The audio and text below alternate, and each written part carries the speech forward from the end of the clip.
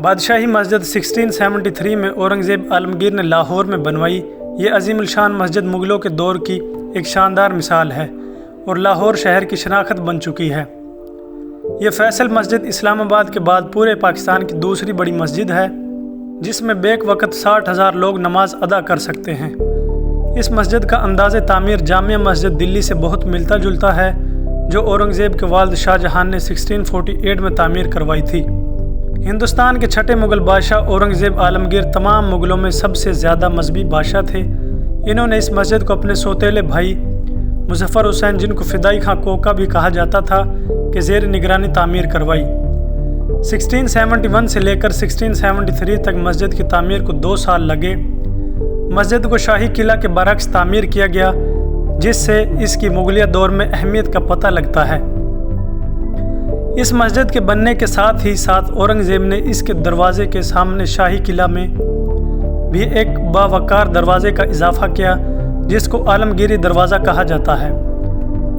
سید لطیف نے اپنی کتاب میں مسجد کا طرز تعمیر اس وقت حجاز، موجودہ سعودی عرب میں موجود مکہ مکرمہ کے مقام پر ایک مسجد الوالد سے متاثر بیان کیا۔ اگر ہندوستان میں دیگر تاریخی مساجد کے طرز تعمیر کا بغور مطالعہ کیا جائے تو اس مسجد کا طرز تعمیر کافی حد تک جامع مسجد فتح پور سیکری سے مماثلت کھاتا ہے۔ یہ مسجد حضرت سلیم چشتی رحمۃ اللہ علیہ کے عہد میں 1571 سے 1575 میں پایہ تکمیل تک پہنچی۔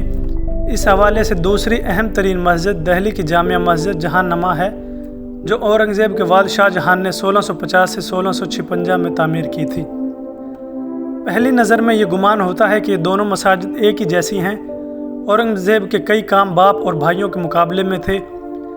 یہی معاملہ تعمیرات کے سامنے بھی رہا۔ شاہی مسجد لاہور اور موتی مسجد آگرہ اس کی اہم ترین مثالیں ہیں۔ دہلی اور لاہور کی بادشاہی مسجد کی مماثلت کے بارے میں تحریر انگریز سرکار کے عہد میں چھپے لاہور گزیٹیئر نمبر 1883 اور 84 کے صفحہ نمبر 175 اور 176 پر بھی ملتی ہیں۔ اس میں ان دونوں مساجد کو جامع مسجد کے نام سے تحریر کیا گیا، لیکن طرز تعمیر میں نفاست کے حوالے سے جامع مسجد دہلی کو زیادہ بہتر مانا گیا، جبکہ لاہور کی مسجد صرف 2 برس کی قلیل مدت میں تعمیر ہو گئی تھی اور دہلی کی مسجد پر 5 برس سے زائد عرصہ لگا۔ جوں وقت گزرتا گیا، مسجد کو متعدد وجوہات کی بنا پر نقصانات پہنچتے گئے۔ 1850 سے اس کی مرمت کا آغاز ہوا، لیکن یہ مرمت نامکمل تھی۔ آخرکار مکمل مرمت 1939 میں شروع ہوئی اور 1960 میں مکمل کی گئی، جن پر 48 لاکھ روپے صرف ہوئے۔ اس مرمت کی وجہ سے مسجد ایک بار پھر اپنی اصلی حالت میں واپس آ گئی۔ اب ہم آپ کو بادشاہی مسجد کے کتب خانے کے بارے میں بتائیں گے۔ بادشاہی مسجد میں ایک لائبریری بھی موجود ہے۔ جب علماء اکیڈمی بادشاہی مسجد میں موجود تھی تو یہ لائبریری علماء کی علمی پیاس بجھانے کے لیے قائم کی گئی تھی، اس لیے لائبریری میں زیادہ تر علمانہ کتب ہی موجود ہیں۔ لائبریری میں عموماً سناٹا ہوتا ہے۔ کتابوں کی حالت سے معلوم ہوتا ہے کہ ان میں سے بیشتر کو کھولنے کی زحمت بھی نہیں کی گئی۔ جب سے علماء اکیڈمی یہاں سے منتقل ہوئی ہے، کوئی اس لائبریری میں آتا ہی نہیں۔ البتہ لائبریری میں کتب بہت شاندار ہیں، خصوصاً جو لوگ عربی سے واقف ہیں ان کے لیے یہاں بہت کچھ ہے۔ لائبریری میں عربی کی بہت سی تفاسیر موجود ہیں جن سے استفادہ کیا جا سکتا ہے۔